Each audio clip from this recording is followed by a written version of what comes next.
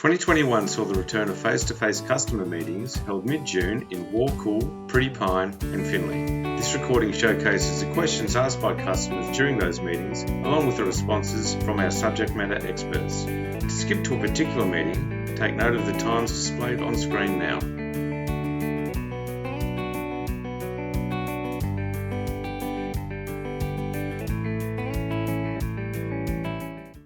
I've got your slide coming up. No, come on. You mentioned about the bridges, like yes. Taking over infrastructure. You mentioned water. Yep. Like I would have thought it would have been dollars, but you actually replaced that. Yep. With water. Yep. So, say for example, I don't know if you've got any access bridges that you don't need. If we can remove them from our asset base, so this year, I don't know, Josh, you might be able to say. There was nine bridges we spoke to customers about. Mm-hmm. I think we've got rid of 6 of them. Yep. Yeah, so I think we saved the AMR roughly 180,000. Yeah, 180,000 long term, and we gave those customers. I think we gave out about 400 megs all up. Yeah, 400 megalitres is a one-off temporary transaction. As a temporary transaction. Yeah, it's a temporary water basically, which is a benefit to us. We get it off the books, and it's water used in the footprint, which we think's. And I actually don't know the legalities around it, but I think it's. I don't know if we're able to just give cash back for them. So. I'm just concerned where's the water coming from, because as you're saying, that water, the water well and all that's really an important part of. Yep. Yep. So any megalitres we've got in the pool, I would think that stays in the pool to be shared around. I would have thought for individual actions like that, you would actually be cash, the same as when you're taking channels over and things like that, because it makes. So there's other ways you might be able to explain this better, but. During pilot, there was a cash cow. And part of the work we're trying to do is we don't want to be giving away cash to customers anymore. One of the things we're trying to achieve is get more water for productive use. So it's been decided that we would give water as compensation instead of cash. And the way that we do that is that there's an amount that's budgeted for through the water well each year. This year it was 400 megs or whatever it was. To get rid of these assets. Yeah. It's another one of the products that we use. So, I don't think you would say that 400 megs is having a hugely material impact on that water well product. But yeah, I'll take your point. Yeah. Just while we're on that, the other part was too, we've gone through a lot of pain this year, especially with everyone seems to have used a lot more water, especially growing rice. Most people are actually indicating they've used 2 to probably 4 or 5 megs more than what they normally would have. Yep. And that's why they're questioning the metering. Yep. And as you're saying, the ones you've done so far appear to be testing okay. Yep. So the bottom line is that a lot of that water that's been saved is ending up back in Murray irrigation as such. And so the question about whether the 5% figure for the metering compliance, really shouldn't that be higher? Because when you look at it, rice, especially in our area in the summer months, that's where you use the bulk amount of it's used. If we end up becoming unsustainable growing rice because of those extra 2 or 3 megs, that's not going to be good for the company in the long run. And so aren't we better off to actually bump that metering figure up? Because there's no doubt about it. Going from our Deathridge wheel to these. Well, I'll take you up on that, because this year the Deathridge wheels that delivered water for rice were actually higher than the slip motors. But that's what my point is that the fact is we're now feeling that pain as, we used to factor in 12 megs, whatever it was. Now we're going to have to start factoring in 14 megs. Now what I'm saying is Deathridge wheels use 15 megs this year and slip motors use 14. The efficiencies that come back into the system is what because there's actually extra water that's actually we're using that what was being metered. So at the end of the day, the water savings that are being made, because Murray irrigation saves that water, of course, because it comes through the outlets to start with, and so some of that should be going a bit more. Probably should be going back to us to actually help compensate for the fact that we're traditionally used to using this much through the wheel. Now we're using a little bit more. So, and that's because we've upgraded our meters. So there's the opportunity. I know there's motions on the books and all the rest from a couple of the other landholder groups to actually look at increasing that metering credit, and whether the opportunity for that is something that's going to be seriously looked at, because Yeah, so that's So that. perfect segue into the breakouts. And- That'll be exactly the stuff that I'll talk through. Yeah, One-on-one, anyone wants to be there. yeah. Yeah. And I suppose the other point I would make. And I'll explain how we can and can't do things and where we turn this knob might change this knob. We'll get into it a lot more in detail. And the other point I'd make is I think there's potentially a whole heap of factors that could go into higher water use this year. So I don't think we would make that decision based on one water year alone. So that's probably something we could. I mean, it'd be something that would have to be looked at over several years anyway, I think. The other one that I did have for the test or whoever, $12 million in general security product, purchasing water. So permanent water. Yeah, permanent water. Permanent water entitlement. So that's gone on to Murray Irrigation's licence. Can answer that, John. So the board have approved about $15 million to spend on permanent water entitlements currently. We've spent 12. That's a mix of Murray General Security and Murrumbidgee General Security entitlements, with obviously opportunity going forward to consider diversification. So Murray Irrigation has a separate licence. So we have multiple licences that conveyance, biosecurity, general security, which is the one that you all have entitlements on. We have a separate licence that these water entitlements are held on. So they're managed to the side of our normal water licences. Does that make sense with everyone? How many megs did you end up with? This year, 600? Megalitres, yeah. Megalitres. So the reality is there though, that the transactions can occur dry or wet, as you're aware. And depending on when the transaction actually finalised, also has a bearing on how much water was yielded this year. So what tests did indicate is that it's a medium to long-term investment, the water entitlements. They're managed over here. We'll start reporting on what yield they've had and what the return has been, but it's really not of interest. The portfolio is quite small when you think about it. It's around about 4,000 entitlements. The aim is over the long term to grow that, to get a good yield from it, that's giving us better returns than what we've had from some of our other investment previously. So, but I think this year, by calculation, and it takes a little bit of, there's a few assumptions obviously with modelling, the returns are around 4%, 4.5% on average, which is a lot better than what some of our previous investment has been. Some of that water's been from within the footprint, some of it's been from outside of our footprint. All general security? All general security. Righto. Any other questions? Just Yep. a quick one on that outlet reliability. Yep. How much impact does head height have on outlet reliability? Would depend on the outlet type a bit, but not. Well, yeah, depends on the outlet type, I suppose. Like when they're quoting out, percentages of reliability, is it? So I suppose at low flows they're probably slightly less bang on reliable than they are at high flows, but they're still well within that Australian standard tolerance. Yeah. I think that's a really good question, because the key point with outlets is, Nick's mentioned 2%, 2.5% is the lab standard, and what we're finding is that they're largely performing within that standard in the field, which is a great result. They have to perform plus or minus 5%. Now, what Nick just mentioned then is, at low flows, for example, the outlet will be metering less reliably, but it's still well within the 5%. So it might be metering at 4% instead of 2% that we're experiencing. Yeah, if you compare that to the Dethridge fleet, we're blowing it out of the water, which was the point John was trying to make before. Some Dethridge outlets were 100% over metering or under metering, depending on the circumstances. So these, you can use the statement and say they're less reliable at certain heights, for example, or less reliable at certain flows, but they are still metering to a really good standard. That's the key take home. Yeah. Yeah. I was meaning more the head height of the Murray irrigation channel. If it's dropped right down, Yep. So it's still going to be accurate. Yep. Still be within that plus or minus 5%. Yeah. The only other thing I wanted to talk about, but it's probably not Mick Pizzali, but I see a question over there. I just like to make a comment. Yes. You mentioned about removing structures and whatnot. Yep. Well, I think you should have a pretty serious think about it. because it could come back to bite you and bite you hard. In, I'm a guy who's got no access over a channel on one property. yep. Murray Irrigation told me I'm expected to take stock and that right around.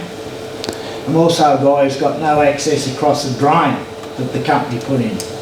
And I'm expected to drive down through the drain to get out to the back boundary fence, or drive 15 kilometres around to get there. But you mentioned that, you know, some of these properties are owned by one person, might own 4 or 5, half a dozen properties, but somewhere down the track, those properties won't be owned by the one person, they'll get sold.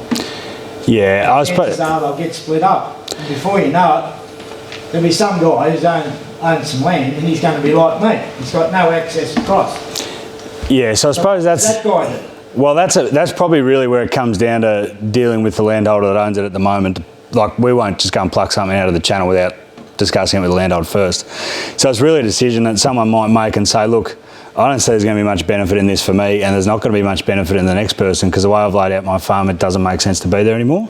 They're the sort of assets we're talking about. It's not basically it'll be convenient to pull that out, so we're going to. It's really where we do have redundant assets. I could probably talk to you about a couple of examples afterwards if you like, but they're really sort of things where, for whatever reason, there's been a farm that's subdivided in half basically, and it's a different owner, it's subdivided, it's a different title now, unlikely to become one again. There's other stuff where there's a drain running through a property. It used to be 3 properties, it's now 1, but they were a community drain, so they had to have the drain running through there. Now they don't. They're the sort of things we're talking about. We're not talking about just opportunistically pulling out bridges because it suits us. We'll just say, for instance, one of those properties, that bloke who owns 5 properties sells them, and you, me or someone else happens to purchase one. I mean, the law states that there's got to be an easement for that bloke to have public access to the land. Yep. So what's the ruling when it comes to access from one side of the channel to the other?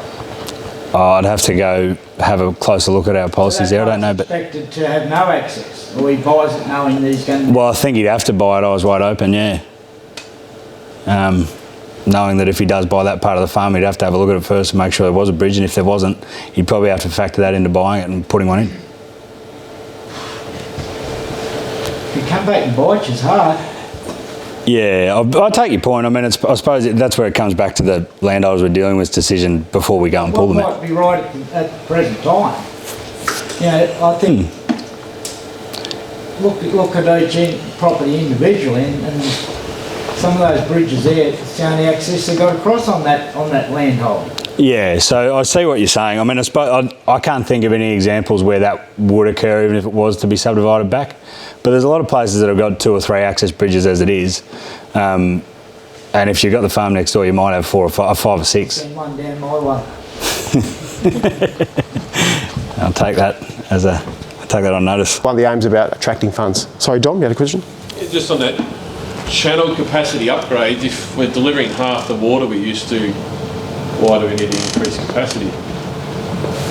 That one there is, there's a few sections of channels that are probably on the other side of our region that are constantly at maximum capacity, just delivering productive water to farmers. Yeah, that's that one there. Yep. So in summary, our key focus is attracting water, addressing policy impacts, and attracting funds to our footprint. Our approach is proposing solutions to governments, to their problems, and we also collaborate with local advocacy groups. And also just a note is we've got meetings planned for July, where you might have seen there's these smaller group meetings where we like to catch up, and we actually then like to do that to catch up and talk about this stuff over a 2-3 hour period, so we can get to the real detail, explain our approach behind some of these ideas. So something just to note is we'll have some meetings planned for July, and that's the approach we're taking with advocacy and strategy. If there's any questions, or Dom?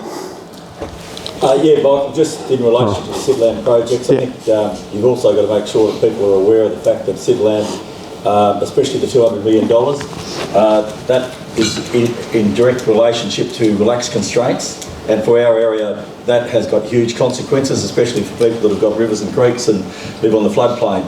So to access that $200 million is trade-offs, and that's trade-offs mean putting more water through our region, which means out of bank flows. So there are huge consequences, and it's while it's good to try to access a lot of that money, there is huge potentials, especially for people west of Denny.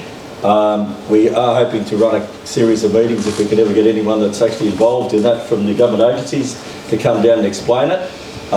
They're actually putting money into the top end of the system, the Tupple and the Bullet Tail at the moment, about opening up more water coming down from the top of the system without doing any work to the bottom. So the Wakool district needs to be very conscious of the fact that while it's good to access these dollars, there are actually trade-offs, and especially anyone that actually lives on the floodplain, because our area is not quite as simple as building a bridge across the floodway, because a lot of our floodways are quite a bit wider. So and Michael knows very well what I'm talking about, and we are making sure that we're trying to address those issues, but it is something that does need to be closely looked at, and it's not all, the way that it's being operated at the moment, it's all about divide and conquer. Find one bloke here that wants a bridge and then put that bridge in, extra water coming through the system, and other people are going to bear the consequences. So it's just something to be aware of. I'm not saying like what Murray Irrigation is doing with using their escapes is a terrific idea. It's about small targeted use of water, which is exactly what's happened with the Kundra Barracuda. So just be very conscious of it, and I think people that are on the floodplain, which 65% of the Wakool district is floodplain, need to actually be very conscious that the money that is being splashed around, there are consequences to people that are, other consequences down further. So probably I did have another one for you too. But just to comment on that $200 million was specifically for us and our farmers, so which is separate to other things the government are up to. So just to note, there is a difference there. The Sealand bucket's about $1 billion. We think we've got about a $200 million project just for the farmers in our footprint. So just to note the difference there. Yeah. You didn't mention the MDVA charges, Michael, like with the 10% increase that you're talking about. The MDVA charges have gone up by how much? The proportion of MDVA charges in the proposed fee increase were the greatest proportion of all. So that's the biggest chunk of the proportional increases. But what that also means is it also means that New South Wales government's also paying relatively less for those MDVA charges as well. So there's a relative increase. Yep. It's around about 60%, right? So, yep. Where those charges have come from, the New South Wales government has actually handballed some of those charges back. So people need to be very conscious that the MDVA in the last 3 years have put our charges up enormously, 108%, 100% and 69%. So, and I think that should be brought up because it is a fact, and the MDVA answers that question by saying, well, we're not putting it up. It's actually New South Wales government is actually handballing more of their charges back to their own charges. So I think it's, people should be aware of that. The other one's the reliability. I think you said there was 12, or was it 15? 12. 12. Yep.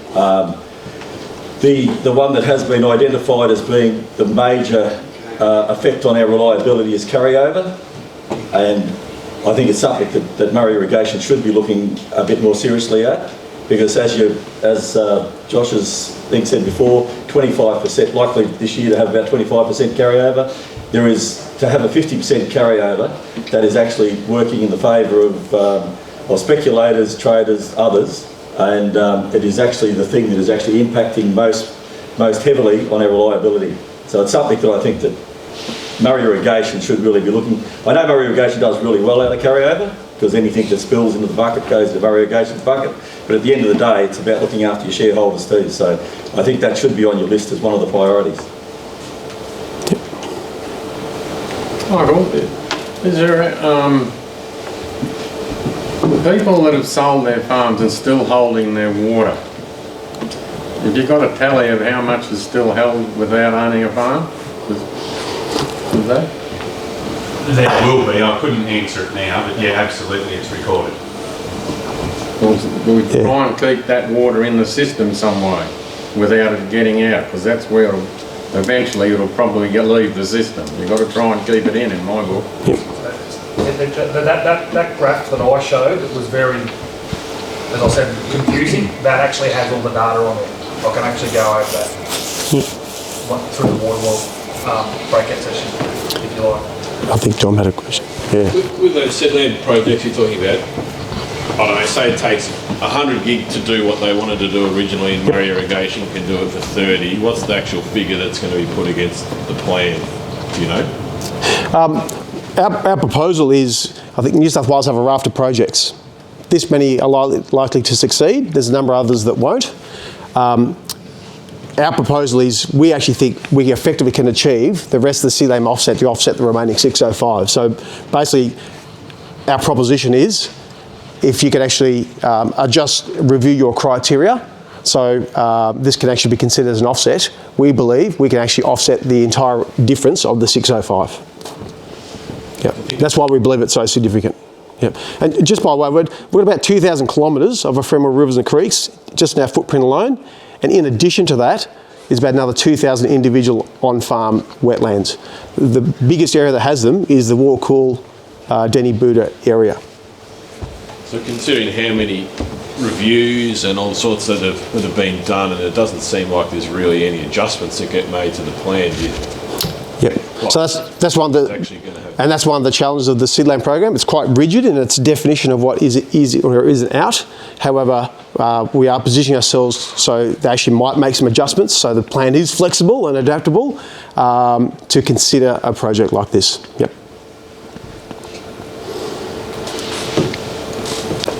Michael, Yep. what is it you've set up there before? Might kick back to what other couple of blokes have said. Where the water comes from the channels into the creek system for wetlands, and you know, one in 100 years bloody wetting or whatever they have. What does Murray Irrigation charge that the government to run that water through the system? Yeah, at the moment we're charging the same variable fee as we charge landholds for tier 3. So it's what, $12-13 a meg for that water. So yeah, we charge that. Yep. Okay, that's all right. Plus the conveyance bill, they have to contribute a volume of water as well. To cover any losses, yeah. So they're the same as us. Yep. Good.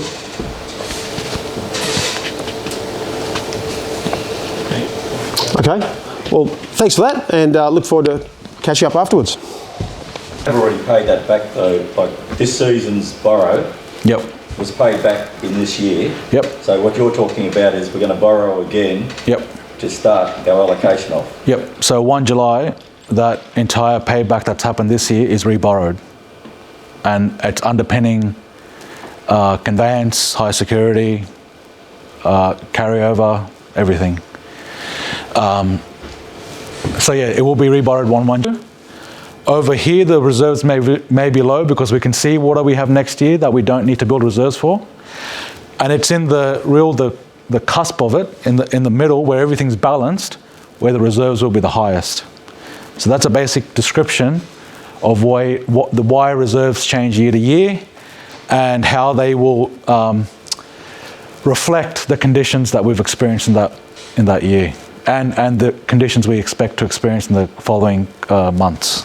The bucket for reserves, has that increased over a period? I think if you look back over the last 10 years, there's more water being put into the reserve bucket and other bits and pieces. Yeah, but I mean, if you look at, let me show you a diagram afterwards as well on that. I'll come back to it. So just, reserves depends on inflows, volumes and timings, evaporation, tributary, and demand. So there's a number of factors that go into exactly what the reserve number is going to be. I think when we look at what's happening in terms of reserve policies or the allocations, we have to look at what the behaviour of the rainfall has been over the last 5, 10, 15 years, and note this kind of, understanding of how the reserves work. We may not be able to build enough reserves here, even though we want to, or we may not need reserves. And so if we're bouncing back here between these two, it may look like we have low reserves, but it's not for the reasons that you think. It's not because it's enough for us to get through. And it's only been, basically last year where we got to this situation where we had enough flows to build enough reserves to cover all our shortfall risks. The question is more about, is there extra reserves compared to what there used to be? No, because so whatever we're reserving now is now allocation. So whatever was reserved last year, the 400 GL, even though we were forecasting shortfalls, turned into full allocation. So there's no bucket of water where the reserves in 1 year go and then don't go into allocations. So the reserves in every year that we build a reserve for the second year high priority needs turn into allocations. So they're not going anywhere else apart from allocations. It's just it's a delayed allocation effectively. The reserves we have right now is a bucket of water that we're going to allocate next year, that we know we're going to allocate next year. The point is, there's more reserves in the previous year that traditionally would have gone into allocation in that year, because with New South Wales in particular, it's annual, like each year was supposed to in its own, and with high security in particular, high security was 1 year at a time. Now we're putting water aside for high security in the previous year that would have normally gone into your resource bucket. So what I'm saying is, if we did allocate that in the first year and not reserve it, we would then be in shortfall, and we would just, you could allocate it, for example, and just start the next year in a shortfall and then spend that time filling that shortfall, or reserve it, not be in a shortfall, and then do those allocations in the subsequent year. It's a timing of the allocation, not the fact that those allocations aren't occurring. But that's where the change has been, and that's actually hitting our reliability a bit too, because traditionally that's the way it used to work, and now we've moved to this more of a secure model for... That's not correct, because we've only had restrictions in the Murray once since the water sharing plans commenced. That's the Millennium Drought, and that was because it was a record-breaking drought. There were no restrictions outside of the record-breaking drought, and therefore there's been no change in the reserve policy as such. It's not like, if you look at the allocations of general security, except for when there's floods, obviously we can start the water year with general security allocations. But when there aren't floods, we're not starting the water year with like 15% general security, because if we were, that would mean that we reserved too much in the previous year. So I think if you look at the allocation and the way that they're built, as long as they start small and we're not in shortfalls, the reserves are being built just enough to meet the high priority needs and just enough to start general security off from zero in the new water year. I'm happy to have a chat with you, John. No problem.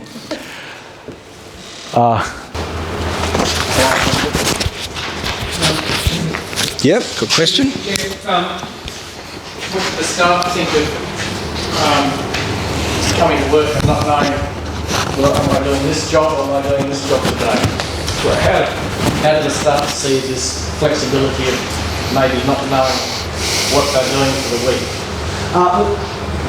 I'll put that in the context that they'll be focused on an element of the delivery of services to customers. So, and they can come in and they can be operating from the water exchange to answering the phone to operating the control system for the delivery of water.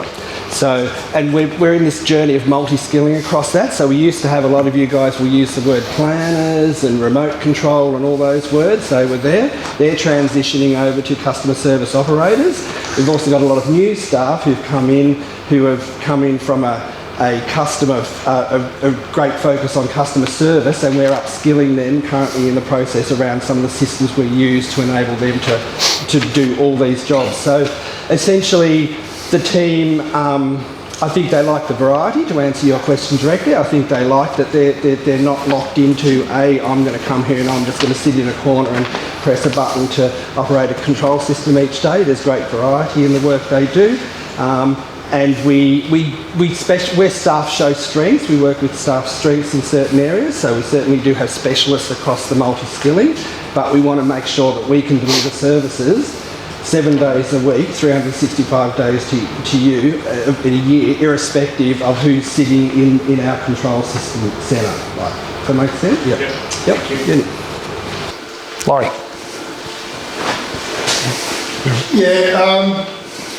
You focused totally on, you seem to be focused totally on these winter deliveries and keeping water in the system. Has anyone done a proper analysis of the downside, as in maybe weeds development in channels? Because to put it into context, a couple of holdings I'm involved with, one in particular, we did have water restrictions through the summer last year. Because of weeds. Only fairly minor, but yep. It's only a fairly low water use year too, I'd have said. Yeah. So I'm a bit concerned we do get a high water use year, and all of a sudden there's a fair bit of rice and corn around in the middle of summer and you can't deliver it. Yeah, the crops suffer. So. Yeah, and I won't steal Nick's thunder here. Fully aware of it, and yes, we have had a bad year with weeds. I won't talk too much into it. I'll probably best off let Nick talk through it. He's coming up in two speakers' time. Important probably though, Nick is actually doing a breakout session, and the weeds and the maintenance strategy is one of those things that he's going to be discussing more in one-on-one. So, but it's definitely, you're 100% right, it's a hot topic. They have a strategy in place. Yeah, Nick will be able to shed your light a little bit more on it. I'll chat about that in a minute. Yeah. Yes, I'm concerned about, you said it's a real concern, people making phone calls for ordering water. No, not a concern. No, we're definitely not. From my perspective, I see it, yes, I try to do it online all the time. 9 times out of 10, I say, I've got to get home to put an order in. I see it as a positive, because I didn't realise that you could make a phone call to order water. Yep. I see it as a positive because 9 times out of 10 you're driving around, got to order water for that crop. Meanwhile you get home and you get distracted, but to be able to make that phone call whilst you're driving along, I see as a real positive, because 9 times out of 10 I'm phoning, all of a sudden I remember 2 days later I should have ordered it 3 or 4 days beforehand, and next minute you blokes are phoning me back because I haven't ordered it 4 days in advance. Yep. So I see it as a real positive. But that's good feedback, because it's definitely not a service we want to take out. It's just, as I said, we're analysing a lot of data. The data suggests that 3 years ago, about 90% of our orders were online. So there's a reason why they've dropped off. So we just want to understand why. Is it our customer portal is not working the way it should be? Is it that the IT is dropping out? All we're doing is we want to make sure that if that's where we sit at 32%, then that's where we sit. We just want to make sure that, is there a better way that we can service you? And Andrew, if you want to ring up and place your orders, then that service is there for you at the moment. Andrew. Josh, yeah, is the 40 gigs sustainability product that you'll sell to us, is that going to be your maximum every year from here on in, or that'll change? At the moment, yes. Yep. So at the moment, that's it. So Ian's up the back. I think you'll be wandering around later on. Yes, that's the figure that we're budgeting on. Whether it's at $100 a meg, or whether it's 0% and we're at 600, whatever it might be, that's where we're at. Yeah. So you take a bit of a gamble this year, and you think it's probably going to be a fairly cheap price this year. Yeah. Maybe actually it's a good question, Andrew, because the philosophy we're using there is, obviously we're trying to recover an amount of money at some point. There's 2 things you could do. One is to vary that volume of water every year, and so, more or less depending on the water price. But what we've decided is that that's actually really difficult for you to predict what we're going to do. So we're better off just keeping out a number at the moment and riding out the peaks and troughs on your behalf, and you'll know that that's the maximum amount that will be used for that product. As opposed to having a water year where temporary price is $100 or $50 and us needing to sell 100 GO. We don't want to go there. So this is the easiest way to keep the transparency and consistency in how we use the sustainability product. So how much money do you need to make? Great segue into finance. But yeah, Tess will go over that around what the plans are going forward and why we need it. And then I can talk later around in the breakout sessions around how we manage that through the water well. No more? Andrew? So, what water did you buy? General security. Scott's been the man in charge of that, so he's probably better off talking to it. It's a combination, Andrew, of Murray General Security, which is predominantly what we've bought, both from internal MIL water as well as external. And then we've also purchased some Murrumbidgee General Security as well. So one of the questions this morning was around how much yield that had this year. It's kind of a bit of immaterial for those who've purchased water already or previously. You'll know that sometimes the packages come dry, sometimes they come wet, sometimes it just depends on when the sale falls. So the yield this year was around 500 or 600 megs. It's kind of a moot point, and we'll just start looking at it over the medium to long term going forward. But the aim is to use it as leverage as one of the instruments that Tess can use to keep pressure on pricing.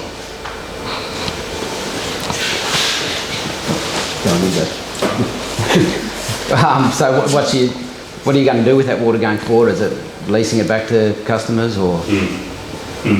Well, at the moment there's no particular plans for it other than to keep reinvesting it because it's immaterial what it can do at its current size. It's only around 4,000 entitlements. So if you think about that, at 50% general security allocation, we've only got 2,000 megs to play with. So at the moment, the right thing to do is, as we've described, put it onto the market, get the money, reinvest, until we can get to a point where we've got a material volume of entitlements that give a yield, and then we can decide what to do. But, to put it into the allocation advance, to create a lease product, all options, there's a dozen options probably.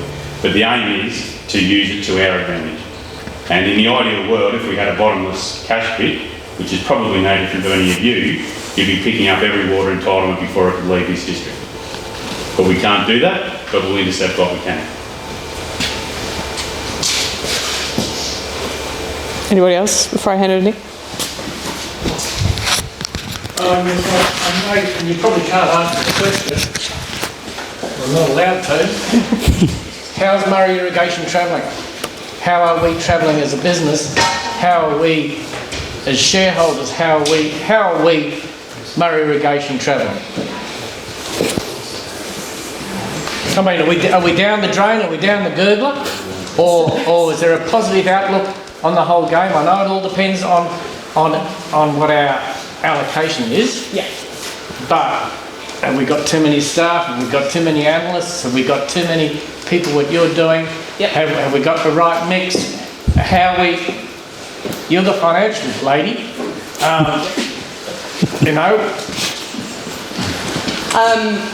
Absolutely, and that's what I was talking to. If you look at our operational expenditure, it's not the place we can make a big difference. Our staffing levels are very stable now. It went up and down after pay up there, and it's very stable. I think we've got the right mix to offer you the services that you need to be offered and deliver you what you need. It's balanced very well, in my opinion. We're not going down the gurgler. Between all of our departments, we're really working together to make sure our long-term strategy is robust. I think that's what Josh has spoken to. It's certainly what Nick is going to speak to, and it's certainly the message that I want to get across, is that operationally we certainly are working together to make sure that we're not going down the gurgler. It's certainly not the direction personally I see it taking. So if you want my opinion, no, we're not. Thank you. Righto. Thanks, Tess. I'm Nick Warren. I'm here to talk to you a little bit about infrastructure and what we're doing to keep us from going down the gurgler. No. Thanks, mate. Thanks. $1 million solar project.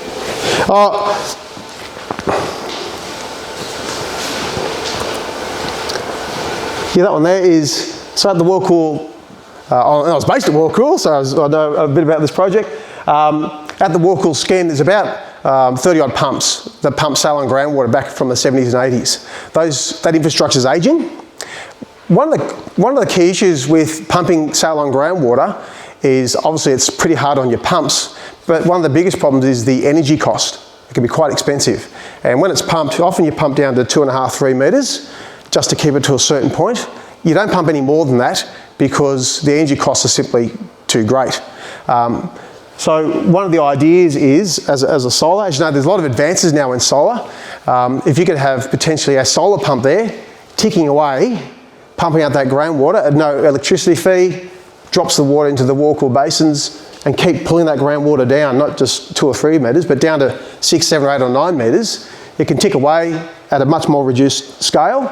And the other thing, part of that pilot would be, well, while it's solar powering it, could you also potentially use solar to desal that water and actually put that water back into consumptive use? So the brine might go on the evaporation basins, the fresh water might then just drop into one of our channels to take some water out of it. In its heyday, it pumped 14,000, 15,000 megs a year. That's equivalent to 1% resource distribution. So wouldn't it be amazing if you had a solar system that pumped it and desalinated it, but somehow just put some of that water back in the productive footprint? That's a concept, but it's a long way to go. It's just a pilot to see what would happen. But it's really just thinking about, there's been a lot of advances in solar. Could something like that work? Andrew? Michael, you mentioned the meetings in July. Yep. Who are those meetings with, please? Some of you guys remember when we have customer style focus group meetings, that's that smaller group meeting forum, we might have a dozen or so people.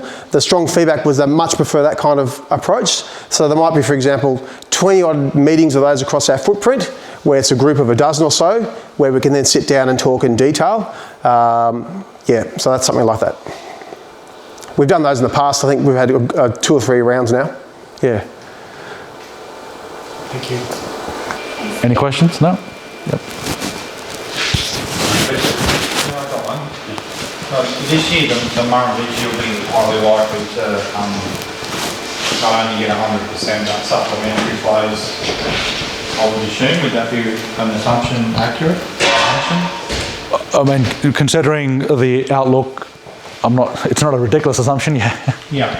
So there's a 60% rule, isn't there, that until we get a 60% allocation, supplementary, they shouldn't get supplementary?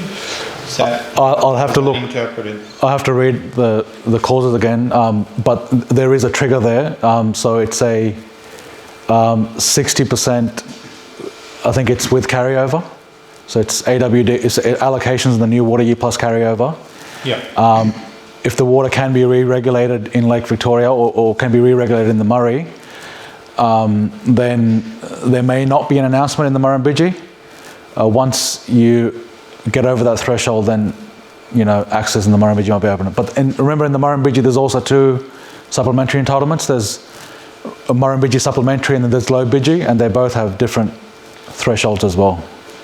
Yeah, so I suppose my question is, if they do get a really early supplementary opportunity, and we won't have it's unlikely that we would have got to 50% by then, like we'll have 25% carryover, and maybe we'll get early, maybe 10 or 15% allocation. So would there be opportunity for our valley to have an advantage from that? Take some of the advantage of the high water in the Murrumbidgee?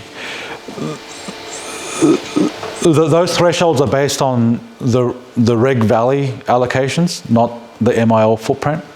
So the carryover, for example, assuming it's 650 and we'll reconcile the accounts at the end of July, early August, carryover is going to be about 39% in the valley.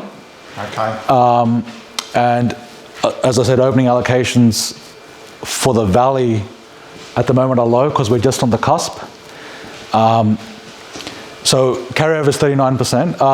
I think there is a benefit in that any excess flow coming out of the Murrumbidgee is reserved for New South Wales distribution.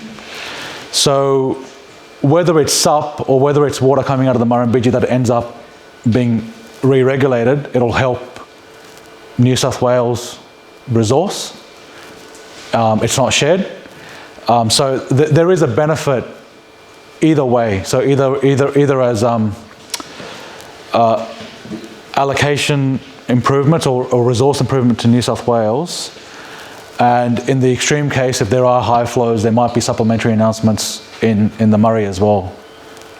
depending on what the flow rates are, what Lake Victoria is doing. If Lake Victoria is high and there's flow coming out of the Murrumbidgee that can't be re-regulated, it could create unreg conditions in the Murray as well.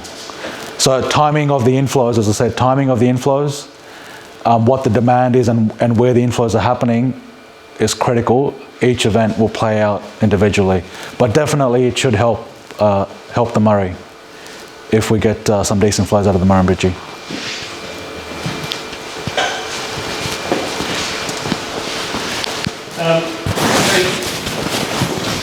Taking your New South Wales water hat off, thank you. You have a damn sight better idea of what's going on than I do.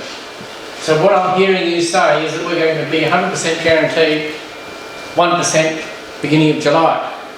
There's a good chance there's going to be 1%. No. If you were in my shoes, with all the information, I mean, you know, you live, breathe this stuff.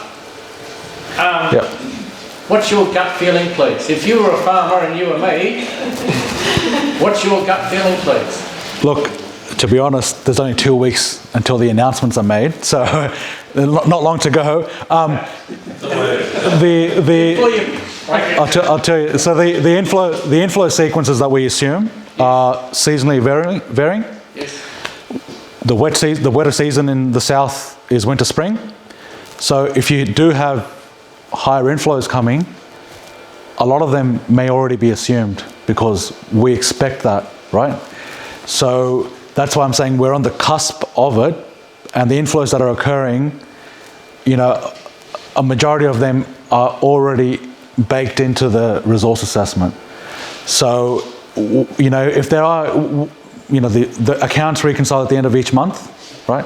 So at the end of June, there will be some reconciliation, and we'll go through the entire process. MDBA will go through the entire process, and if there's any excess water identified, it'll come out. But I think the take-home message is, considering we're forecast no shortfall for conveyance, Barmer Mill or payback isn't happening at an accelerated rate, so that's great news. That's going to bump up the water available to GS, particularly before irrigation season, so before, you know, September, basically. Which, you know, we'll recalculate these forecasts based on taking away that early payback of the allowance and republish this in mid-July. You know, you're basically on the way to getting allocations. I can't tell you what's going to happen on 1 July because we still have to go through our assessment process, you know, we tend to do that just before we make the announcements. So 2 weeks. Thank you. Good. With the farmer mill payback thing, so when we get to 30% GS, we're not going to see another bit of allocation for a fair while after that, are we? Depends on the inflows, right? So this year we had 1,500 GL of improvement over the whole resource for the New South Wales Murray. The balance for the allowance is 340, 350 GL, which will be entirely borrowed on 1 July. So, you know, that's helping GS get to that first percent that much quicker. 350 is, you know, 20% GS allocation. If we can get to 30% GS and inflows are occurring, that payback should occur within the year, and then you might get even more allocation on top of that. If you note, this year we were able to get to 50% GS and pay the allowance back in full. I mean, so we had the payback this year after 50%, but that's the same as saying get GS to 30, pay the allowance back, and then get another 20% GS. It's, you know, it's the same thing, same amounts of volumes of water. So I can't tell you what's going to happen when the payback commences, but it's not a you know, guarantee that allocations will stop or allocations will occur. of course it depends on the inflows. So this year we were able to give 50% GS plus the full payback, which is obviously more than just giving 30% GS. Yeah. So we're in a lot better position than what we were last year, Dave. That's the takeaway message.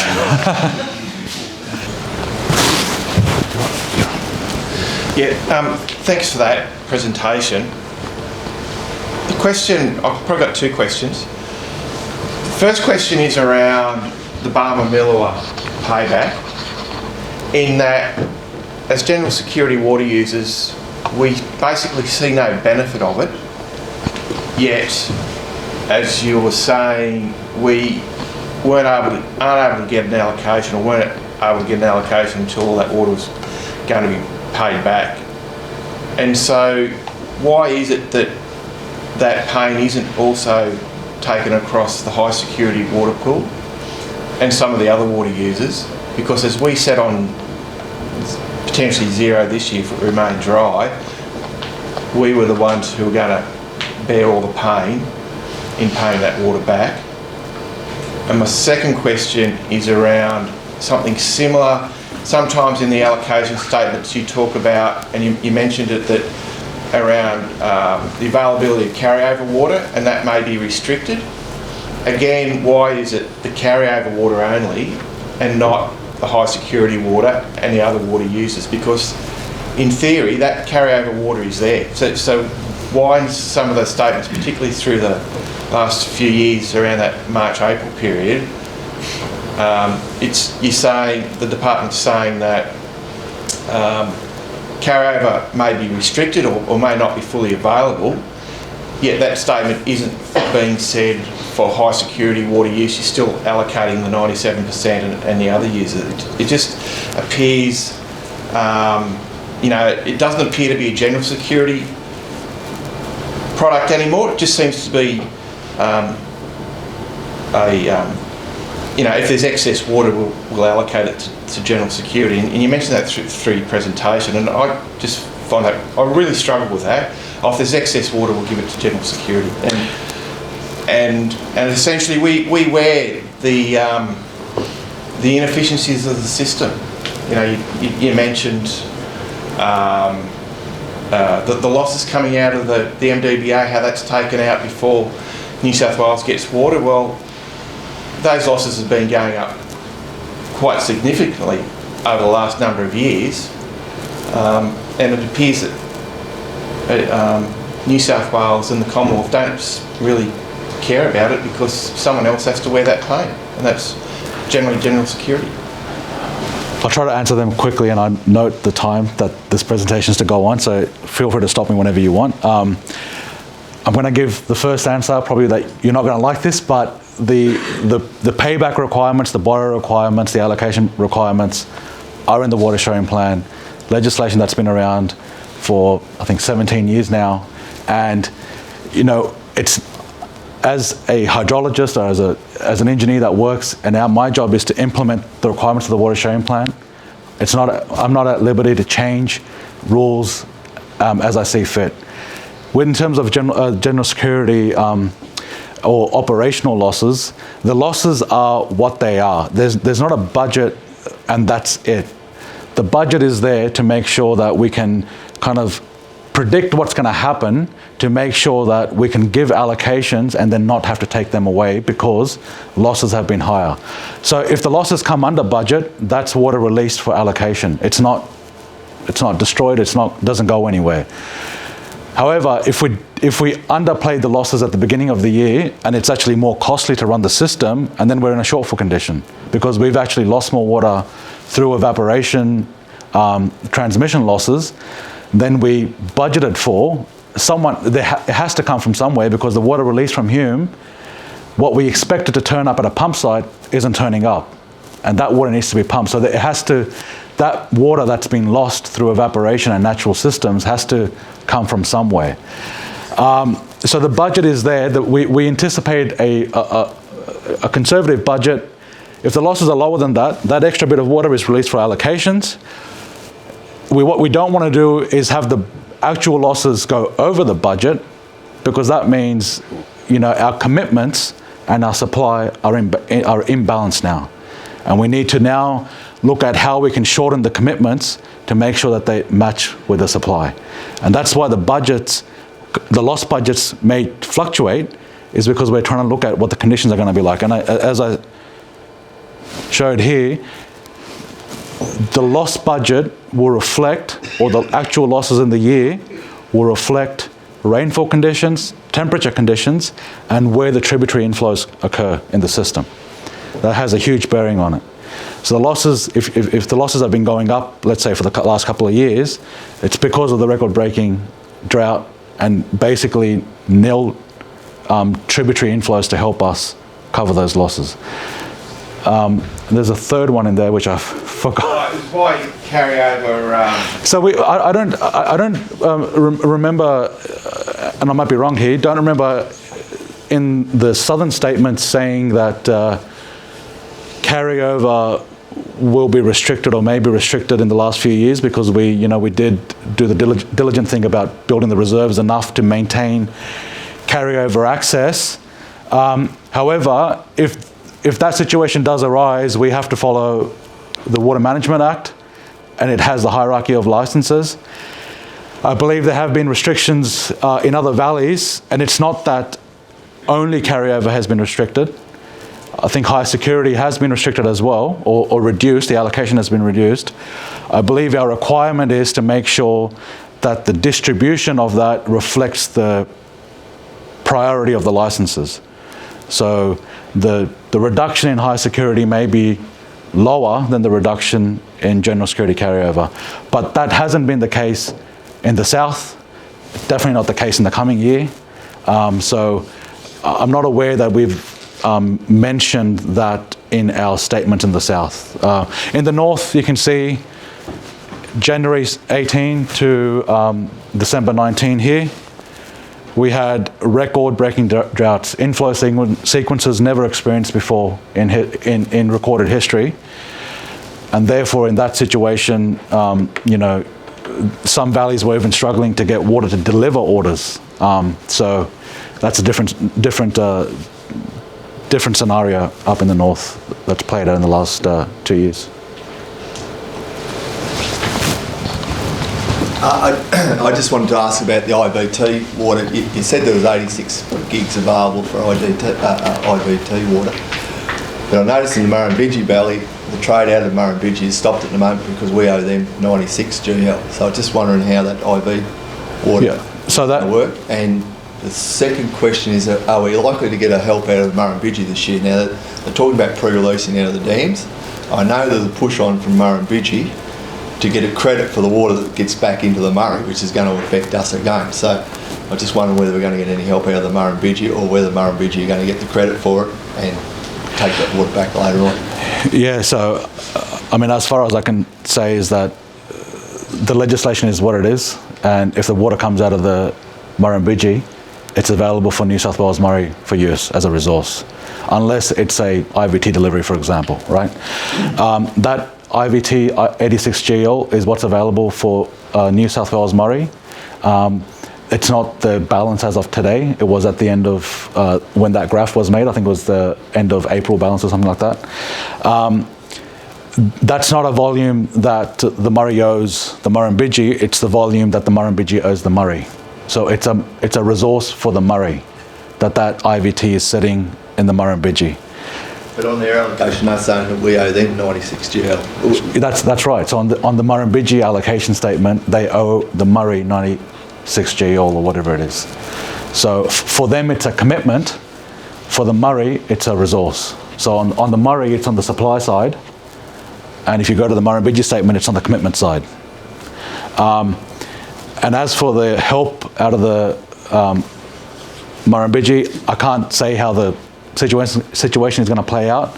The last Murrumbidgee statement we published, opening allocation, because the fact that they hit 100% in January this year, and those resources have continued to build, opening allocation is somewhere around 30% or 27%, I think it was. And so, if the conditions remain wet, storages are high, there may be need for pre-releases or water coming down. If that water is above and beyond requirements of the Murrumbidgee, it'll come to the end of the system at Balranald or in the Billabong. It'll come into the Murray and it'll be re-regulated if it can be in Lake Victoria or be used to meet demands, and it will become a Murray resource. So there will be help, there should be help, but it all depends on when the rainfall happens, how much excess flow is generated. So those conditions I can't predict over the next year.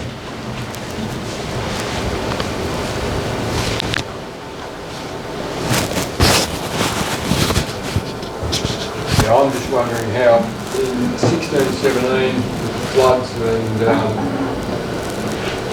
record rainfall, that we went from 100% in one year to 50% the next year with average conditions, even though a lot of it was carryover as well. History might show you were right, but the following 2 years we had zero anyway, so what difference did it make? How do you justify 50% the following year? So as I showed, the opening, because of, you know, a number of things like we hit 100% maybe in November, I think. Improvements after that kept building. There were some account forfeitures as well. So people that were at above their carryover limit, above 50% in the Murray, they had to forfeit accounts, forfeit their water. All that came into the pool and helped have an opening allocation of about 10%. So really, over the year, we went from, let's say 10%, I forgot the exact number, but let's say 10%, we went to 51%. So actually, the inflows within the year only made a 41% improvement.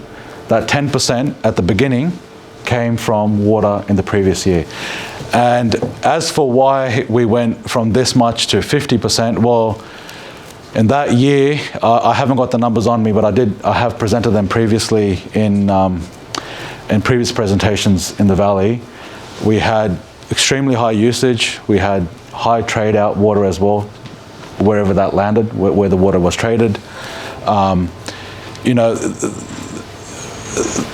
Hume did fill, but Dartmouth didn't. There was, I think from memory, Dartmouth didn't fill and spill. So there was enough water to provide 100%, but it wasn't, you know, so much so that, you know, there was a continuous flood, there was continuous inflows. The spilling didn't, you know, continue through the year. It spilt in November and eased back, and then normal usage happened. The reservoirs were drawn down because obviously with high allocations there was high demand. Maybe next time I can show the reservoir numbers and how the operations turned out, but there was extremely high usage. And as I showed, the full entitlement pool in the Murray, excluding supplementary, so there would have been supplementary take as well, but excluding supplementary, is over 2,000 GL. So that's just the New South Wales Murray. Then there's the Victoria, and then there's the South Australia entitlement, and Hume is, I believe, 3,000 GL storage itself. So if our entitlement pool is 2,000 and Hume is 3,000, you can imagine if there's a high usage year, it's going to deplete one of our biggest storages, and therefore the allocations will follow. I think there's a bit of a misconception about what happened in 16-17 and 17-18. We did, you know, reach 100% in November. Hume did, I think from memory, spill and fill. But then it was followed by high usage and high carryover. I think the carryover in the next year was like 700 GL or something like that, 42%, 41%. So total water availability in the subsequent year was 90% to GS, above 90%, nearly 100. So with carryover, if you think about the carryover as water saved from last year, you had 2 years back to back with 90% water availability. And when we went into the third year with 0% allocation, you still had significant carryover, 31% I think it was. But of course, as I said, over the whole year, I think in the first drought year, over the whole year, our resource in terms of New South Wales resource improved by 300, 400 GL only, compared to 1500 GL this year. So, yeah, I mean, I haven't got the numbers to show the story here. I apologise for that, but there was significant water availability, and the flood did occur over that short period of time. But after that, the reservoirs weren't filled and kept spilling till the end of the year. They filled, spilt, and then were depleted with usage. So do the MDBA have their own hydrologists as well? Like, do you provide data to them, or are you a competing interest to them? Like, do you tell them what's available so that they know what to release? Like that release out of Menindee that drained the lakes pretty much. Who has the say in that hydrologically? So the operating agencies are Water New South Wales, Goulburn-Murray Water, and they work with MDBA to determine orders, where the orders are. They're constantly exchanging data. They run the infrastructure on the ground. They determine what the requirements are. The MDBA determines the requirements in terms of the agreement, like the SA entitlement, and all that goes in together for the MDBA operators to look at and optimize the operations. They decide where to release, when to release. For example, trying to keep as much water as they can in the most efficient storages, which is Dartmouth. It has the lowest evaporation. You draw, generally speaking, and I'm not the operator, but generally speaking, try to draw from the most efficient storage at the latest time possible to maximize your resource. So it's try to draw from Dartmouth when everything is depleted. So we work collaboratively between the 3 states and the MDBA to make sure that we're managing the system as optimally as we can. And it's Water New South Wales that's the operator from the New South Wales perspective that works with MDBA to look after deliveries and customer orders.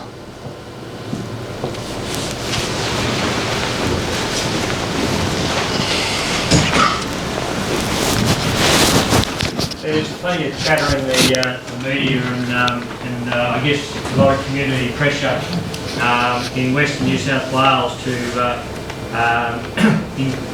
have higher reserves in Menindee. I don't draw the lakes down as much as the rules actually allow for. Do you anticipate that those rules will stay in place this year, or is New South Wales going to come under increasing pressure to allow for higher reserves to be held in Menindee? I have to be honest, you're asking the wrong person in terms of what I anticipate, because it's way above my head. I'm sorry, I can't provide an answer to that at all. It's a policy matter that, I'm an engineer that looks after the system and from a hydrological perspective. But I'm sure we will all come under pressure, no matter what. Thank you for your time, and I appreciate the hospitality, and hope to see you guys soon again. Trev. I just spent 2 days in Griffith at the River Reflections Conference up there, and the second day was a tour of MI irrigation. So I can't stress the importance of having water 24/7. So if you want to encourage investors to come into this area, you've got to be able to supply them water when they want it. And water was running flat out up there. The canals, 2 canals were both full, and there's water running. They've got fish farms in the middle of nowhere. That doesn't happen unless they can access water 24/7. So I just can't express the importance of having water available at all times. I was talking to the Golden Valley blokes down up there as well, and I said, what's happened with your stranded assets and the movement of water out of your area further down the Murray? And they said, well, it's actually starting to come back now. So they've had to lift their game as well to deliver water when people want it. So if you want to get corporate investments and you want to get people to bring water back into this area, you've got to make water available at all times. Yeah, and it is definitely something that we're moving towards. If you looked at the introduction of the winter operations is really that we call it internally the 365-day a year. Now, obviously, there's some caveats on that. The introduction of the 3 years maintenance strategy where we you hate the word, but we're draining a third of the system to do maintenance on there. The idea of that is to give longer access. Now, there's not going to be a point where we can not, we can't keep it whole system full 365 days all year round, but we are trying to move towards that model. There's no doubt about that.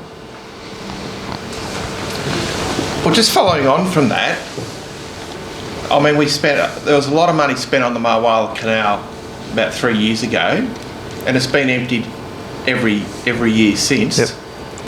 And I guess we were told that was part of it, that there would be water in it 365 days of the year. Yep. And it's been emptied every year. So how does that actually? I'll let Nick talk to it, but and cut me off.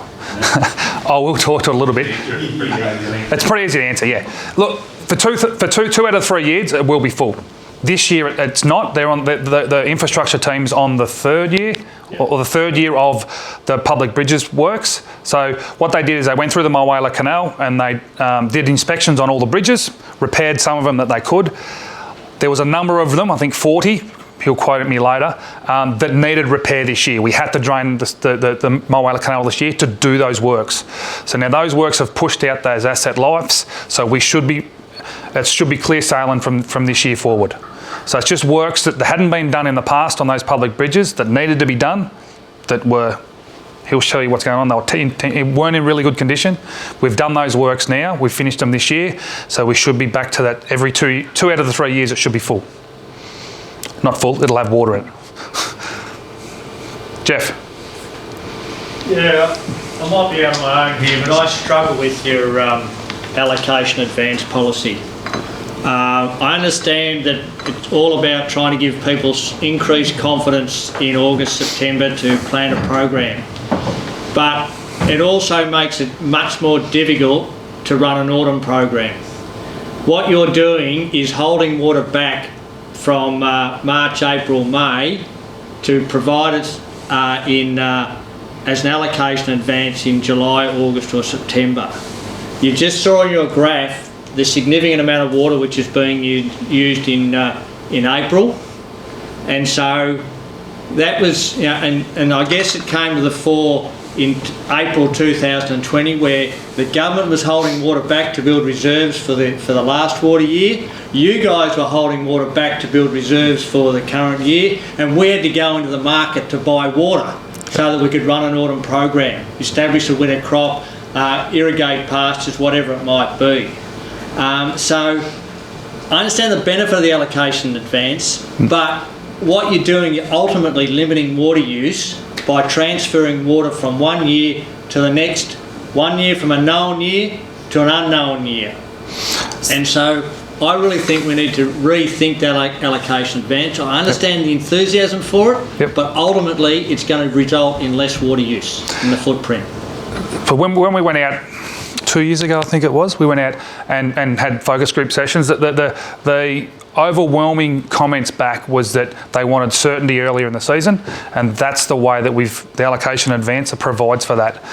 Get that, and that's because it was done in an environment when we had no bloody water in the winter. You just saw on Deep's graphs, it coincided with a series of droughts. If you'd done those focus groups the year before, you might have got a different answer. Yeah, and so the idea with the water well products and the turning of the knobs to say, do we turn this one down and turn this one up? It's a discussion that we need to have, and we'll continue to have, to try to improve the ratios between the products and improve if there is new products to be developed. It is something that we're definitely committed to do, and again, you guys are the ones that are receiving the benefit from it. We get our grab with the sustainability product, but how the knobs are turned and the ratios are done is something that we'll definitely come and have a conversation with you about. It's up to you when you use it, Jeff. You don't have to use it in the spring.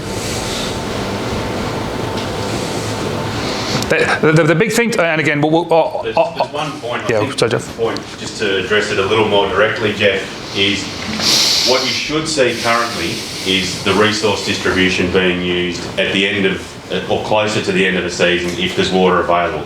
So you shouldn't see water being held back. I think that's what you're implying, and obviously that can occur, but what you should see, if we can make savings and we know water's available in March or April, there would be a resource distribution made. The allocation advance is reserved for the start of the season.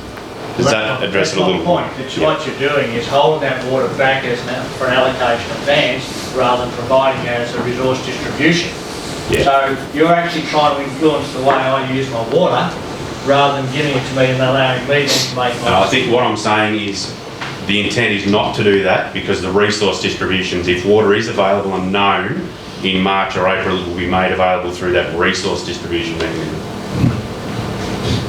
But as Josh said, the ongoing conversations are definitely all around, is it the right ratio? Happy to continue that discussion. I mean at another meeting, the discussion was around the water users credit. You know, they wanted a bigger ratio with the water users credit. So the discussions will definitely be had. The biggest thing that you need to remember is, for instance, this year, use this year as an example, there was 168 GL. Doesn't matter how you cut it, it doesn't get any more than that. The bucket's only so full. So it's important that the volume of water is the volume of water, and the volume of water will increase when hopefully we can make more savings or whatever other mechanisms we find. But the way you cut the ratios, there's no extra water. Rob. Josh, back to Malcolm's point. If hopefully on the 2nd of July there's a supplementary event called, is the company in the position to take that supplementary water and fill the Mulwala Canal at a very minimum? 2nd of July. There will be parts of it, yes. Yep. So you could fill it up and get water into the footprint on a supplementary basis? Not the entire footprint, no. Not by the 2nd of July. So the guys are working, again, if we go back to slide, we've invested more money this year to speed up the canal works. There's still works that need to be done. Our isolation plans at the moment are off on the 22nd, start filling to the drop, should be at the drop by the 27th, and then probably, if you don't quote me on it, but roughly a week after, it'll be moving down, and within 3 weeks it'll be at Denny. So I guess we'll probably hear a bit more about it shortly, but I'd go back to Malcolm's point. 3 years ago, we were communicated with, there was a big works program on the Mulwala. I think the frustrations last year we had a supplementary event, and there was just this lag of slow, why aren't we filling this canal, we've spent all this money on it, you know? I totally understand. I will. And the frustration will happen again in July this year if we're not ready to pull the trigger, if that makes sense. And I'm not defending, I mean, we've got to make sure that we're doing things better. 1, 2, 3, those 3 years, we had supplementary events in July, and we weren't able to do it. Now, again, this is the advantage. We've invested in our assets since then, so yes, we should have been. We should see a benefit, because that's the idea of it. It's just when they did the assessments last year, the bridges were in way worse condition than what we thought they were. They had to do the works. It's as simple as that. They had to do it, otherwise busloads of kids go driving into the Mulwala Canal, which we don't want. So. Malcolm?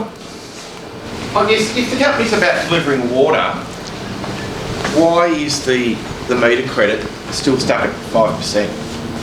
Oh, again... and I mean, I understand the 168 number, so it is a matter of moving the pie around. But if it's, 5%, oh yeah, it's okay. At 10%, to me that's a number that you probably get a little bit motivated about, and it actually gives us a competitive advantage in the marketplace. And if we're about attracting water in, I guess why isn't that number at 10%? Because effectively that gives customers within MIL using water a benefit in ensuring we're putting water through our outlets. Yeah, and it's a perfect segue into why we have the breakout sessions. As I said, I'm hosting one of those breakout sessions. Come and have that conversation, because they are, again, we're not going to change it today. We need to make sure that we're going to engage with all of you guys, with the customer base, to find out what we want, what you guys want, and how we cut that. It doesn't worry me one bit how we cut that pie. It wouldn't worry Scott either. How we cut that pie, we'll listen to you guys and see how we can make the improvements, and we'll put the benefits and risks to the board, and away we go. So how we cut it, it's there's risks and benefits and going against principles and with principles on which product does what. But the door's open to have that conversation. Right, I'll hand it to. Oh, sorry. No? Quickly, Josh, two things. Given it's quite wet around the footprint, do you intend to actually fill the canal in a week's time? Or yeah, we're going to start, yes. Yeah. So you don't think it might be more beneficial to wait and see if we get a supplementary event to fill it, given no one probably wants water at the moment? It's so wet. I think we still need to. If we want to take advantage of a potential supplementary event, we need to get some water in first. Yeah. So, for instance, many off the Berrigan system, yes, there is. If we can we'll get to the drop filled by the 27th. Yep. Then the Berrigan system will come online. Yep. So we've communicated that that's what we're going to do. We're trying to be transparent with it. So we're not going to be filling it the way we filled it last year. So don't expect that to happen again. But it's going to be a slow fill, and we do need to fill it up. Yep. Next question: are we getting any closer to 3 or 4 starts a day? Nick can talk to that. So part of the investment that we're putting into our assets is the control system. Yep. So again, we're in stage 2 of the improvements in our control system, and it's something that's going to give us the ability to do that and other levels of service if that's desired. So again, it's another thing where we need to come out to the footprint and have the conversation around what level of service that you guys want. I mean, we're happy to, anything's achievable and we're happy to do whatever. If there's a desire for certain levels of service, we'll look at it. What level would you start off with? I'm not the best one to talk to it, but extremely, extremely expensive. Nick is probably better to talk to about lessons learned. Yeah. But that's pretty much answers why you're getting 32% of oh yeah, definitely. Customers ringing, because it doesn't work doing it over the phone. Yep. No. I said we contributed to that, and that's the high level of servicing was one of it. It's that 32% is not a damaging thing, not a problem. It's just a trend that we saw. So. It is on the weekend when there's no one in the office, though. Yeah. Jeff can address that. Right, I'll hand it. Later. Jeff. What proportion of entitlement holders are accessing the resource distribution? Probably more a question for Josh. Is it? Yes. Right. I can. What proportion of your water entitlement, what proportion of our businesses are accessing the sustainability product? Oh, sustainability product. So you've got to have delivery entitlements to have it? To have access to it? I think the answer is something like about 30% of our businesses are actually accessing the sustainability product. I'll have to... And my point, I guess, is that what we're seeing is 30% of the businesses are doing the heavy lifting for the company. I'd have to have a look at that number, but I can get... And that's a concern to me. And I think the sooner we can get back to not having a sustainability product, the better we'll be. Absolutely. And for clarity, the cash surplus that we're focusing on is for the next 5 years. That's the focus at the moment. These transitioning funds that I'm talking about, growing that wealth, we need some time to do that. And then once we've given them that time, then hopefully we'll be able to take the pressure off those mechanisms and change that ratio for you. Anything else? Particular topic before I move on. Wasn't there some government money a few years ago, I think during the drought, it was tipped into asset refurbishment and fix-ups for that? There may have been, it was before I was involved with it if there was, so there's more talk about that at the moment, and I think Mick's going to talk a little bit about that, but yeah, not that I'm familiar with. Was the intent at the time was to extend life of the... So there was some of that work done on pipe, so the upgrade works they did on those regulators, if there was a bridge attached to them, they did some of that upgrade work on them. But that's the only stuff that I'm familiar with. There might have been something before that. Yeah, look, it would have been before that, yeah. So it was, I think it was something to do with the Millennium Drought even. It might have been, there was government money that was available that will contribute to structures and for the purposes of what you're doing. So I'm hoping we're not doubling up. Well, it's certainly not where we're spending the money. It hasn't been spent, so we're not doubling up in that sense anyway. Do you have information over the last few years of you've had the machines in for a while? Yep. How has the water use compared over the last... Yep, so Josh has done a bit of analysis on this, but I think it was 15, 16 and maybe 14, 15 or 16, 17 perhaps it was anyway. But water use was up about 20% in all outlet types. This year? Yep, yep, yeah.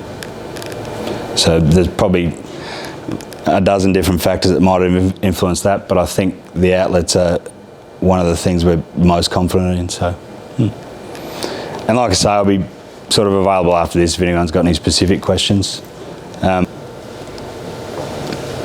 Yep. Have you done any analysis on where you've got your weed problems and whether those channels had water in the previous winters? Yeah, so actually that's on my notes. So one of the things we have found is it's like anecdotal, everyone says, if you drain the channels, you get the frost, it burns it off, the weeds die. We've got channels we've drained for the last 3 years and they were overtopping by Christmas. So we haven't seen a strong correlation with that. And I don't know if it's because we haven't had heavy frost the last couple of years, I don't know. But a lot of our operational guys have always said that if you drain the channels, the weeds die. We don't find that, and we also find that even if that was the case, the benefit of being able to keep the water in the system over winter outweighs it anyway. So, yeah. I'll dispute that. Who's that? I'll dispute that. Righto. So. Well, it was the first time you held water in my channel last year, and Nick knows what happened this year. Yeah, oh look, I mean, all I'm saying is we've got a lot of sections that have been drained over those channels have been drained 3 years in a row and still the same issues with weeds, so. Well, Goulburn Murray water still use chemical. Yep. If you're going to aim for more water in the system to deliver for almonds or whatever high value crops, I'd pretty much say that you can't hold water in the system without using chemical, running minimal maintenance with excavators. Yeah, look, I think on that point, until there's a better option as far as the chemicals they're using in Goulburn Murray, there's a lot of reasons we don't want to do that here. One of the differences between Goulburn Murray is their channels are all pretty well fenced off and ours aren't. The chemicals, I don't think there'd be a huge take up of landholders that would want us to use them either. There's a lot of carnage, I suppose, with those dead fish, a lot of livestock withholding periods, crop withholding periods as well on some of them. It just doesn't necessarily suit our footprint to be able to use them. So until we've got something that doesn't have those third-party impacts, we're not really willing to entertain chemicals so much. There's things that we're looking at when the channels are drained, chemicals we might be able to use. So there's probably a bit of work to do in that area, like certain common farm chemicals that we might be able to use in the channels when they're drained. But as far as those like acroleum and stuff like that for aquatic weeds when the channels are full, we're not going down that path at the moment.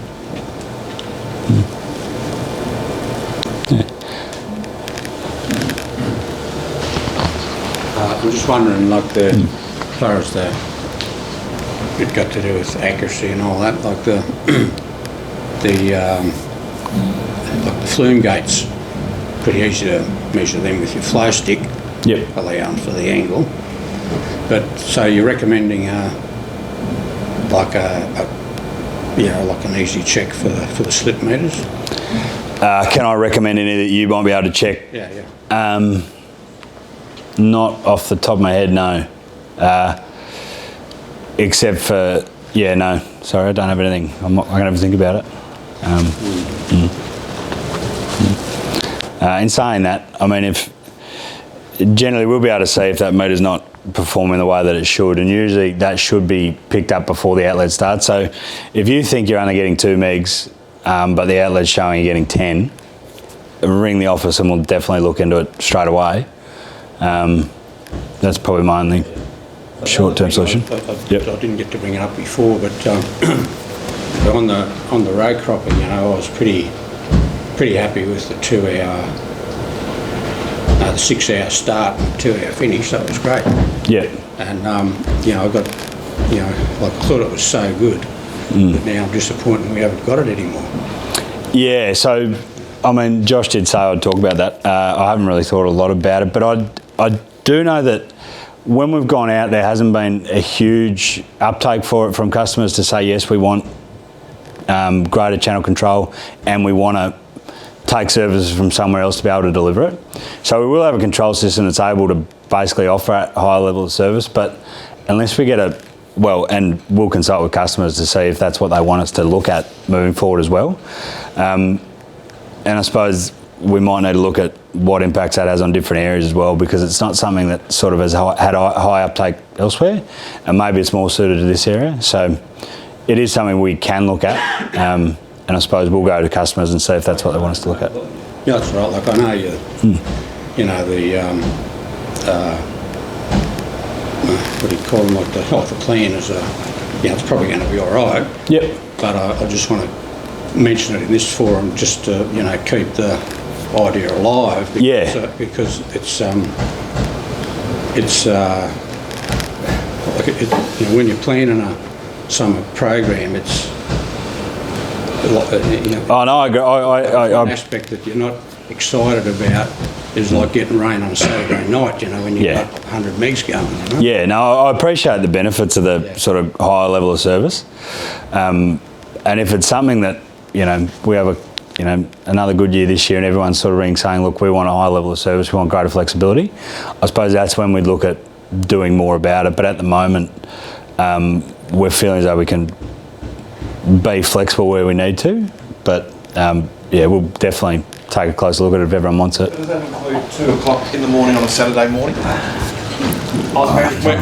When something, if you're using 30 megs and something goes pear-shaped, sometimes it's bloody hard to get hold of someone. Yeah, that's valid. And some farms were actually set up on the high level of service, and I've had the conversation with Scott and Phil, and it was just ripped out. No consultation, no nothing. Yeah, okay, I don't actually know much of the background on the high level of service. It hasn't been sort of in play while I've been looking at this stuff, but I suppose if it's something everyone wants, it's really something that Scott and Josh and I have got to look at and see what we do moving forward. And we can talk about it more at these breakout sessions if you like. Yeah, Michael, thanks. Trevor and I went to an MDBA meeting last week in Griffith. There's two presentations which I guess hit home to me. One was by a climate bloke telling us that it's never going to rain again, and the other by the Chief Environmental Water Holder. The message I took away from the climate guy was that while we've had 6 droughts in the last 20 years, there's nothing on the horizon to suggest that's not going to happen again. The message I took away from Hilton Taylor's presentation, he's the Chief Commonwealth Environmental Water Holder, was they haven't got anywhere, this is my summary, I don't think they've got anywhere near the wet water they thought they were going to get from their 2,800 gigalitres. Because they, like us, have been exposed to this really drying variable climate. So when the plan gets reviewed in 2024, 25, 26, I think the bottom line is going to be for them to achieve, for the broader community, i.e. government, to achieve the environmental outcomes which were planned for, they're not going to be able to do it with the volume of water they're secured. So either they dumb down their expectations or they access more water. So I think the pressure is going to be really, really on us again. So let's not just think that the 287 is our only exposure. I think, and I don't want to put a black hat on, but the pressure is going to come back yet again for Murray-Darling Basin Plan Mark 2. You mentioned before, so that then says, well, how as a community are we going to respond? And you mentioned before that you're seeking funding from government, $138 million to upgrade your infrastructure. I suggest that that's probably a reasonably narrow way to look at this. You and I were involved in the land and water management plans many moons ago. 1995 they started. for me was about 91. And that was all about trying to put a long-term plan in place to help our communities respond to an environmental set of circumstances, i.e. high water tables. I think we need to be opening up our minds to that type of approach again, to look at how we can put in a long-term agreement with government for joint support, resourcing support, so that we can actually adjust our farm businesses to a lot less water than what we've got today. And because I think unfortunately, that's the reality. Now, we've started with this R&D type facility out here, out the road, Southern Growers research site. But really, if we're going to actually take this stuff forward, we need to put serious investment, or get government to put serious investment into that type of initiative to underpin how we can get smarter and make better use of our farming system, better use of our water and our land resources, so that we as farming businesses can retain our viability. So I think we've got to broaden our minds beyond just focusing on money for infrastructure, but really money to help this community adapt more holistically than just retaining the integrity of our water system. I guess that's a statement. Yeah, more of a comment. Yeah, a statement. Yeah, no. But I'd encourage you, any responses you might have. Are you starting to think along those lines? Do you see? Are you getting any feedback that government is starting to really itself think about this as an issue? A couple of comments there. We spent a bit of time talking to Hilton. The positives are from Hilton. They're a big player now. Their view is actually lining towards us. Their view is actually let's be more efficient.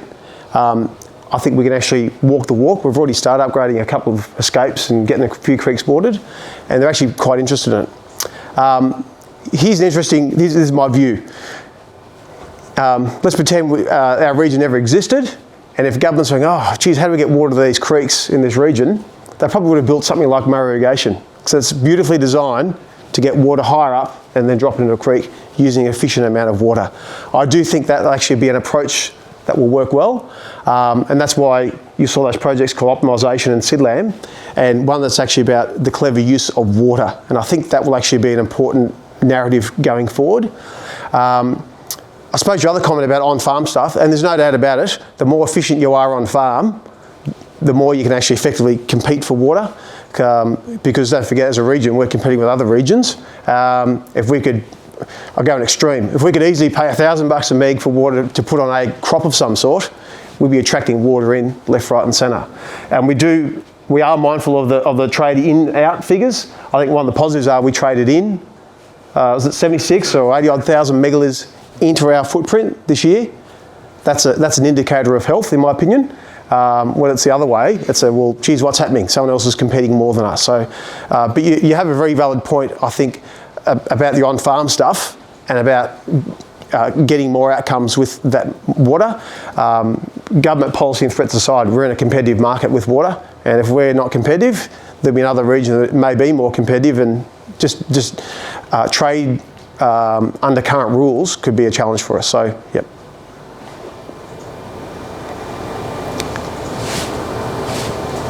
Trevor?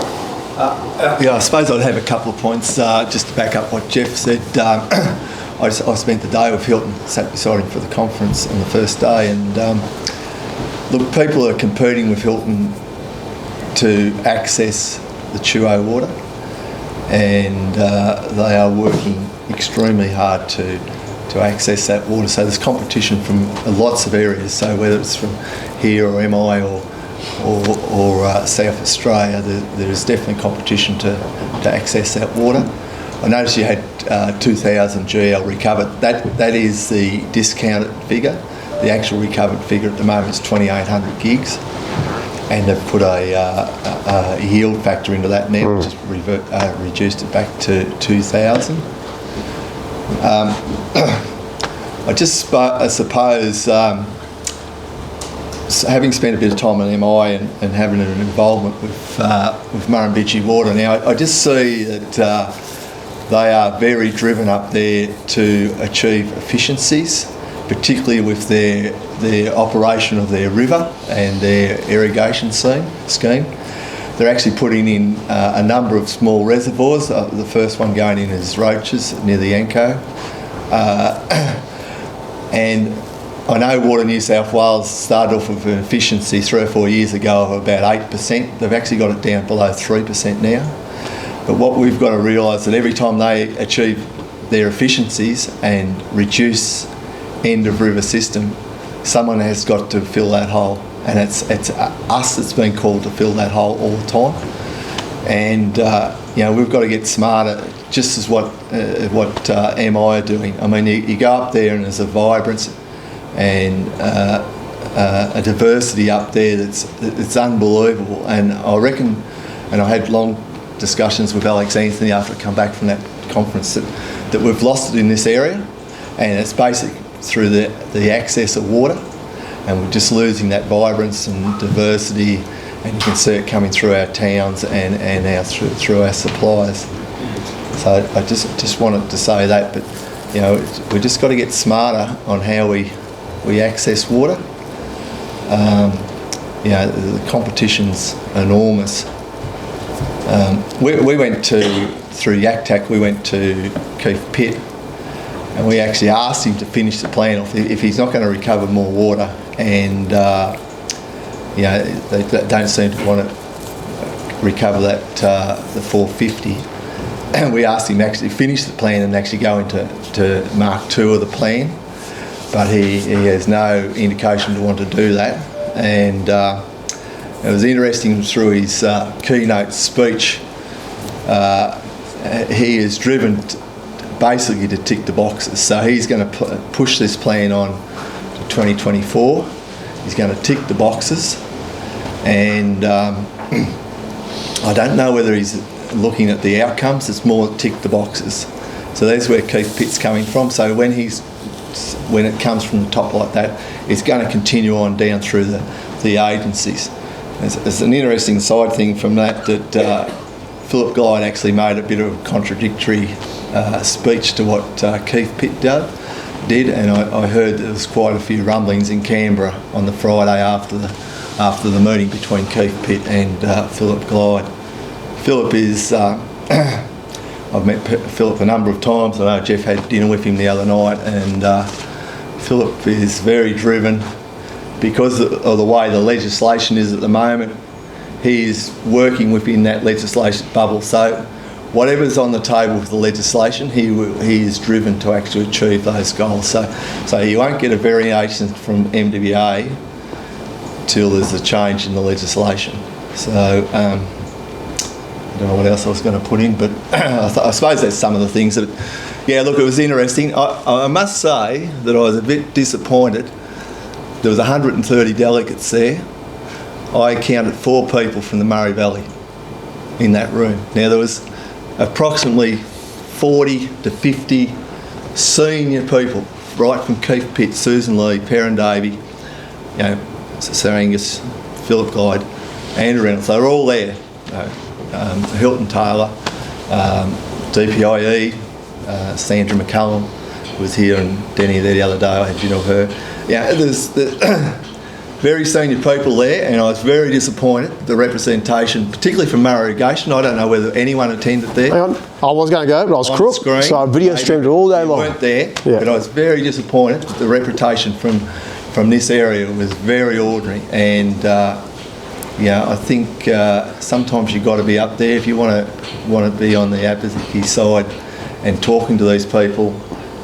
Every smoke day you go out and you could talk to anyone you wanted because they were there, and you could approach them. It's interesting that they had it in Griffith this year. Next year it's going to be in the Sunraysia, so they're jumping over this area. They obviously want to avoid this area as much as they possibly can. I don't want to put any more into that, but anyway, that's a statement more than a... Oh, sorry. Michael, you talked about the currency of money. I guess there's 2 currencies MI operating, is money and water. So what is MIL doing about from a policy point of view of that recognition of the canal system and the channel system we've already got, the government doesn't have to build, about increasing that loss factor that runs through in recognition of the water that we're delivering. I notice some of the agreements are quite healthy, others are perhaps less healthy. It appears on the surface that if the MDBA has to put their hand, or Water New South Wales has to put their hand in their pocket to hand over dollars, they're very reluctant, but they're quite happy to hand over megalitres, because megalitres doesn't actually cost anything in their budget. It costs us, but it doesn't cost them anything. And so I guess I'd be interested from an advocacy point of view what MIL's doing in getting those loss factors up in recognition of the infrastructure that's there, so that I guess they're paying their way somewhat more than they are now. Yeah, very happy to answer that one. So just so you guys know, I'll give an example with one of the agreements we talked about delivering environmental water. One of the outcomes of that agreement is they pay the Tier 3 charge, but they also provide a conveyance loss. For the first 100,000 megs, it's 17%. So for every 1,000 megs of that water delivered, we get 170 megs as a conveyance contribution. And that's why we talked earlier about the more of that water we use in our footprint, then the more of that water we can save and then provide back. And that's a very important one for us. And we're acutely aware of contributions to our conveyance side of things as well. So I think that's just a really important one. Yep. Just one other thing through the strategy group and others is at the moment we're pushing that high security water be tagged and conveyance water be tagged. So if water's transferred from high security and into a general security licence, that it should be lost like it used to be always lost. So once upon a time, all high security water that wasn't used was lost and went back into the pool.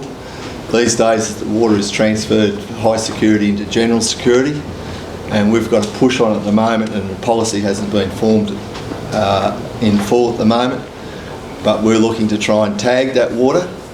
So if there's water transferred into general security, it stays as high security water, and if it hasn't been used, it should be lost. And it's just one of the policies the strategy group's looking at the moment. So I'm not sure where it's going to go or where it's going to end up, but you know, there's a lot of water being transferred around and parked, and it's filling up airspace. Once used to go back into the general pool and start at the pool for the following year, and that doesn't happen now. So it's one of the areas that we are looking at and trying to work out a policy in that scheme of high security. Now we don't have the high security in this area, but there's high security around, and a lot of it doesn't get used. It gets transferred and parked into general security licences or low reliability licences in Victoria. So we're trying to look at policy now, how we can actually free that water up and get it back into the pool. Did you say conveyance water as well? Sorry? Did you say conveyance water as well? Yeah. Okay, I might wrap it up there and give it to Scott. Thanks. Oh, yeah.